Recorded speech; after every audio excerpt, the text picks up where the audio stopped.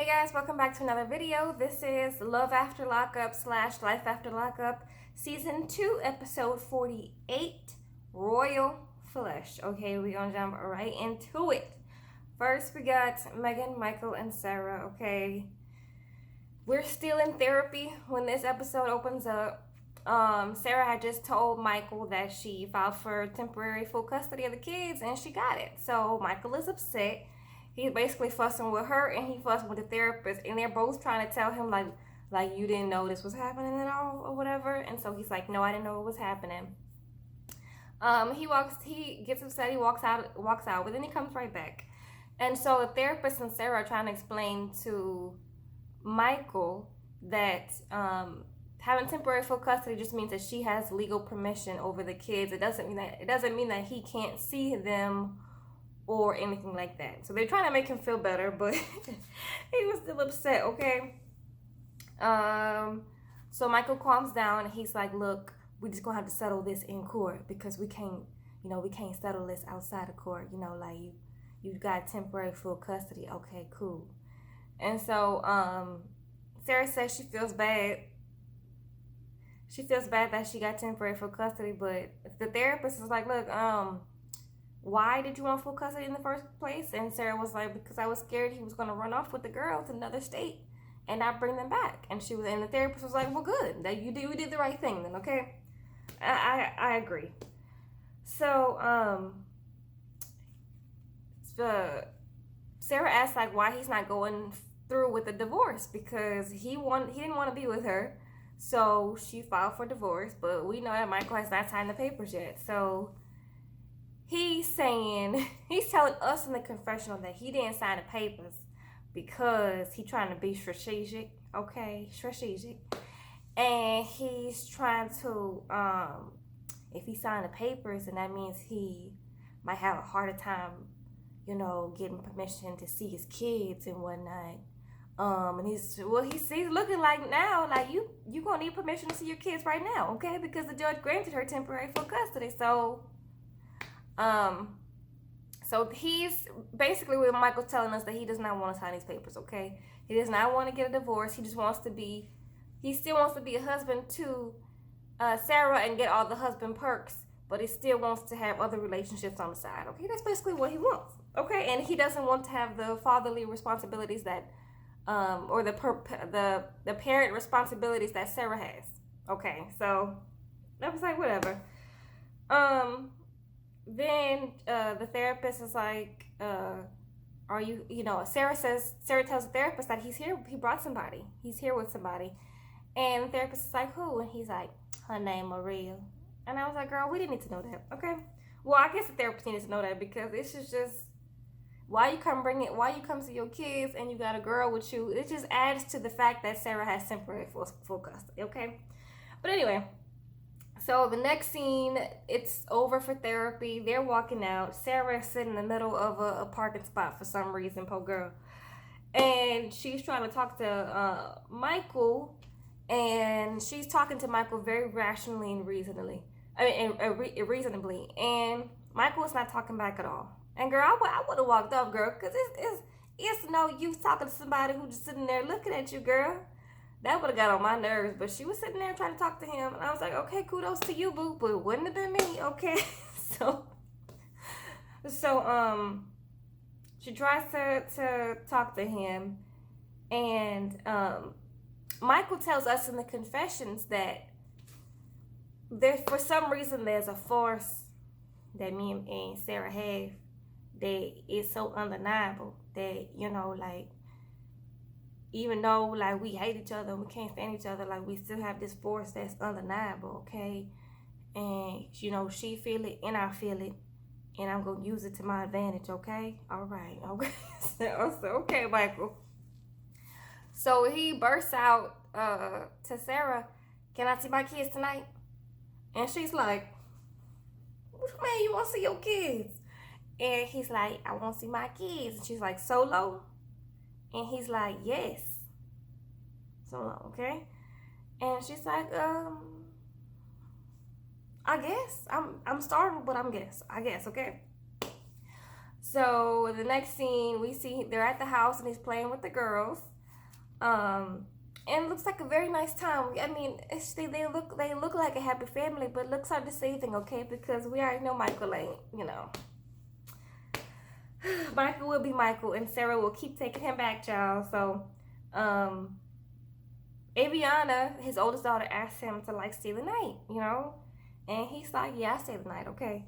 So that means he has to go call Maria because Maria is still waiting up at the hospital, waiting to fight somebody, waiting to see Sarah for some reason, okay? Just aggravating. So he calls Maria and he's like, you know, let me make up a lie real quick. Hold on. Okay, got it. Hey, what's up, boo? Sarah gonna be out for the night and I'm gonna stay with the girls for a little while, a couple of hours, you know what I'm saying? And she's like, okay, I'm cool with that. Like, it's fine. And so she's like, I trust Michael. He says that the girls, that Sarah not gonna be there for the night, so I trust Michael. Okay, so you know, they need to stay separate and do what's best for the girls, okay, and do what's best for me, okay. And I said, girl, stop putting her on camera. Stop it, okay.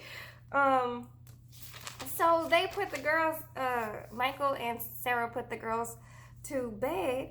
And then Sarah tells him, she's like, you know, I'm about to make a drink. You want a drink, son? I'm about to make a drink. Do you want a drink too? Okay? And so he's like, yeah. And so she tells us, I don't care if Marie's not in the hotel. That's still my man. I don't care this girl and that girl and this girl and that girl. That's still my man. I said, girl, this is... I hope the therapist is watching this so that she can have her notes down so that Sarah can stop this, okay? Because I really want the therapist to put this in the next therapy session because this is the problem. This is the problem, okay? Sarah, stop allowing this man to do this, okay? Anyways, I'm over it. I'm tired, okay? So next we get Lacey, Shane, and John, okay? We see Lacey. She's going to go see her kids that are with her dad. She talks to her dad about how she went to go see Jean, okay? And dad, you know, that we already know dad hates Jean, okay? So dad was like, him, why are you gonna go see him? It makes no sense. Like, he's a dirtbag, he's a loser, you know, blah, blah, blah, blah, blah, blah. Okay, we know he hates him. And so she tells her dad that Shane had cheated on her before they got married. And dad was like, God darn it, Shane, you were supposed to do good. Nah, I gotta act like I'm upset, okay? Oh my gosh. Wow, really? You're upset, daughter? Okay, I guess I gotta be upset too. Oh my gosh, okay. So she tells her dad that she doesn't know if she still wants to be with Shane because she wants to be with Jean now, okay? And so dad is like, look, I need to go talk to Shane and I need to tell him like about Jean. And Lacey's like, no, you're not. No, you're not going to no, you're not going to tell Shane about Jean, okay? Because I don't know how you feel about it and you're not going to tell him about him, okay? So then we get to the next scene and we get back to Lacey's house. And we see, did y'all see the little girl drinking out of the dumbbell? I said, is that a dumbbell bottle? What is really going on here, okay? So we see Shane trying to put together a trampoline. He's really trying to get on Sarah and her dad's, not Sarah, child, Lacey and her dad's a good side, okay? Try to build the kids a trampoline. Her dad is there and he pulls Shane aside and they talk and whatnot. And he's like, so, you was cheating on my daughter and whatnot, And Shane is like, yeah, but it was before we got married. And I wasn't in my right mind. So, yeah. And dad is like, okay, so you feel sorry about it and you never gonna do it again? Okay, cool. That's perfect, because I thought I was gonna have to deal with Jean, okay? I really want you to be here, okay? Because I don't like Jean, okay? So, meanwhile, we get Lacey. Lacey's in the house, okay? And she's like, I don't appreciate Shane building a trampoline for my kids because he's only doing it because he's trying to get like on my dad's good side because he knows my dad hates Jean, okay? And like, whatever, like I'm over it, okay? Bye. So she goes in the room and she FaceTimes Jean, okay? And she's like, hey, take your shirt off. Okay. And I was like, you know what? Disrespectful, okay? But anyways, whatever, y'all. That was them. Then we get to Andrea and Lamar. We know last episode, Andrea physically assaulted Lamar. She physically assaulted that man. We get to see more of it this episode. I said, this is too much for me. Um, she found some fornicating materials in his jacket. And Lamar says that was for his brother Squee because Squee uses a jacket sometimes, okay? So Squee uses that. He don't use that, okay? And so he's trying to call Squee, and she's going back and forth, and I don't want to talk to Squee. You need to get out of here. Okay? And so brother Squee, he calls brother Squee, or he puts him on speakerphone. He's like, Squee, you left some in my coat the last time you used it? And Squee was like, what you talking about? And so Lamar's like, hold on, don't make me sound crazy. So he's like, he comes back in the house and he's like, yeah, you used some fornicating materials. What color were they? Gold. See? You heard that, Andrea? Okay. And so Andrea hears. The next scene, she's a little bit calmer. She's laying down in the bed, okay? He approaches her and he's like, look, you want to call Squee? Okay. And she's like, okay, I'll talk to Squee. So she talks to Squee, and she's basically asking Squee why he was trying to mess up his brother's marriage, okay? So that was pretty much the whole call, and she says that she believes Lamar only because she says that she's seen Squee wearing the jacket, okay? And so she's telling us in the confessional that she's going back and forth believing him and whatnot. I said, girl, I don't care. Lamar asks her if she still wants a divorce. She says no for right now, okay, and she wants him to stay, okay. He tells her, like, you gotta apologize for assaulting me, and she's like, I didn't assault you, and I'm like, but we have you on camera, girl, assaulting that man, physically assaulting that man. It's ridiculous, okay. But anyway, so that was them. Then we get to Angela and Tony. Tony being a sneaky snake, okay? He is cooking and cleaning and cleaning and cooking, okay? Angela gets home from a long day at work, and he meets her at the car. He blindfolds her, and she's like, look, Tony, I can't trust you, Tony. What? Tony, I can't trust you, Tony. What you doing, Tony? Tony, what you doing, okay? He's like, trust me, boo, okay? So he brings her into the house, and he makes her change into, like, a nice dress. And she's like, okay, oh, my God. Where am I going? You trying to kill me, Tony? Tony trying to kill me? Okay. So he brings her outside, and he set up this whole, like, romantic dinner thing, okay? And, of course, Angela falls for it, okay? Of course she falls for it. She's like, oh, my God, Tony, you did all this for me. You did all this for me. I'm so proud of you, Tony. You're doing good, Tony. I'm so proud of you. You're doing good. Okay. So... So Tony's grilling some steaks and whatnot, and they drinking some champagne. And Tony's telling her that he loves her, that she makes it easy to love her. And she's like, you don't make it easy to love you, Tony. Ha ha ha. Okay, ha ha ha. And yeah. So they both say nice things to each other, and Tony's like, babe, about that beach wedding that you wanted? Well, can we get married sooner? Like tomorrow? Please? Okay. So we're like, we know why you guys doing all this romantic stuff, Tony. It's because you want to get married real quick, okay? So then you can start cutting up because, you'll have the excuse that y'all are married. And so Angela will be less likely to throw you out since y'all are married, since, she's probably not going to sign no prenup or nothing. So that means that you could take some of her money and whatnot. So we already know what the game is, Tony. Stop it. Okay? So Angela is, she's impressed that Tony wants to get married sooner than later. So she's like, yes, we can make those arrangements, Tony. We can make those arrangements. So then we get the little commercial break, and Tony's brainwashing the ladies at the wedding planner place. I said, girl, whatever. Next, we get Clint and Tracy. I'm not even going to say poor Clint. I'm not. Clint is still fighting on the phone with Tracy to try to get her to come back and go to rehab. Tracy don't want to go to rehab, okay? She cursing him out on the phone. Clint tells us that you can only have one goddess. And he found his goddess, but she's not acting very goddess-like right now, okay? So I said, okay, all right. So Tracy asks him very calmly on the phone, can somebody come and stop by to get some dope? And he's like, what? You got some over here? Girl, why you have something over here? You usually carry that with you. Okay, and she's like, no, can they stop by and get it? Okay, I need it. And he says, that was too much for Clint. Apparently, that was too much. He's like, no, and he hangs up. He finds it, and he flushes it down the toilet, okay? The cat is walking around the house scared because we already know that Tracy took the dog. The dog has been kidnapped for a little while. You know, I really hope he's doing well, but I don't see it for him, okay? With Tracy, I don't know. Poor thing. He gone.